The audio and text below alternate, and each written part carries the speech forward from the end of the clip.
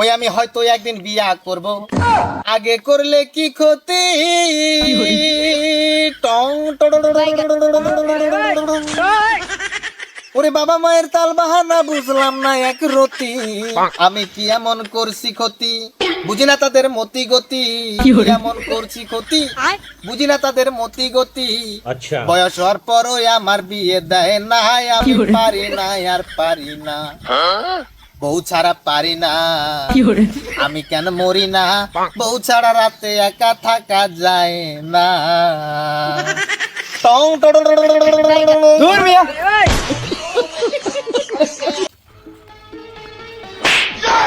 High ছোট ভাই, টং টং টং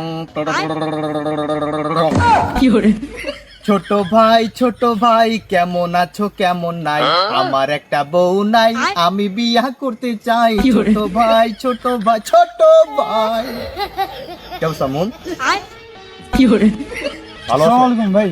ওয়ালাইকুম আসসালাম। ভালো আছেন ভাই? জি আলহামদুলিল্লাহ, আমি সবসময় ভালো থাকি। এই আপনি তো দেখতেছি বর্তমান গিটারিস্ট হয়ে গেছেন। জি আমি মূলত আগে থেকে ছোটবেলা থেকেই মূলত গিটার ভালো বাজাই। তবে এইখানে না, তো এইখানে হবে। আচ্ছা বলো, কিছু বলবো? আমি চলে যাবো। যেই কারণে আপনার কাছে আসা। কেন? এই আগামী শুক্রবার আমার বিয়ে, আপনার দাওয়াত। ও আগামী শুক্রবার তোমার বিয়ে? হ্যাঁ বোন তোমার বিয়ে? হ্যাঁ।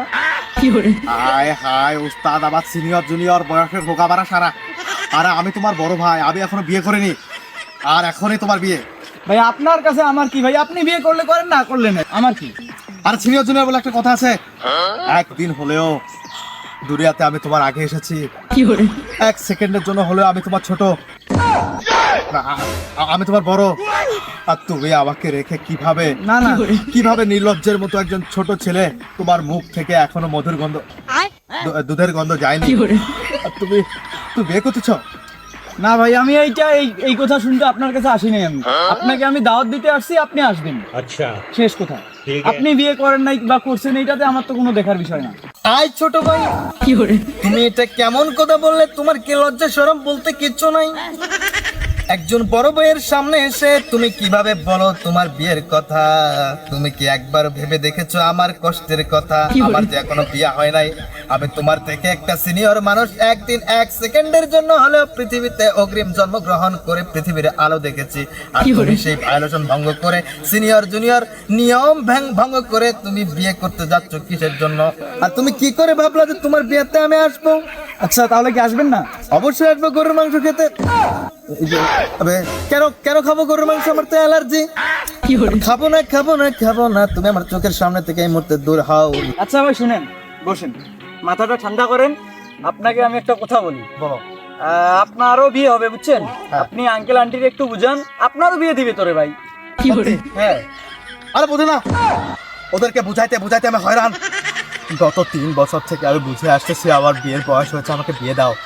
আর শীত চলে গেল, বউ ছাড়া থাকার রাতে কি পরিমাণ যন্ত্রণা, কোল বালিশ নিয়ে কাটিয়ে দিলাম, এখনো পর্যন্ত বুঝাই, কিন্তু ভাই তারা আমাকে বিয়ে দেয় না। ওই আমি হয়তো একদিন বিয়া করব, আগে করলে কি ক্ষতি। টং ওরে বাবা মায়ের তাল বাহানা বুঝলাম না এক রতি, আমি কি এমন করছি ক্ষতি, বুঝি না তাদের মতি গতি, কি এমন করছি ক্ষতি, বুঝি না তাদের মতি গতি। বয়স হওয়ার পরও আমার বিয়ে দেয় না, আমি পারি না আর পারি না, বউ ছাড়া পারি না, আমি কেন মরি না, বউ ছাড়া রাতে একা থাকা যায় না। টং দূর মিয়া, আপনি ওই গিটার এইখানে কেন? আচ্ছা যাই হোক, আচ্ছা তোমাকে একটা কথা বলি। আচ্ছা বলেন। তোমার বিয়েতে ওই সাউন্ড সিস্টেম ভাড়া করো নাই? হ্যাঁ অবশ্যই, বিয়েতে সাউন্ড সিস্টেম থাকবে, এটা স্বাভাবিক। তোমার বিয়েতে সাউন্ড সিস্টেম থাকবে? অবশ্যই থাকবে। আমার ডিজে থাকবে? অবশ্যই। আমার কি কো ডিজে মকবুল? হ্যাঁ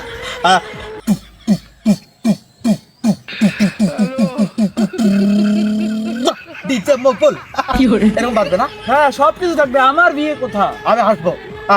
আচ্ছা তুমি তোমার বিয়ের সাউন্ড সিস্টেম গুলো অনেক টাকা পয়সা খরচ করে ভাড়া করছো না, এগুলো ফেরত দাও। কেন?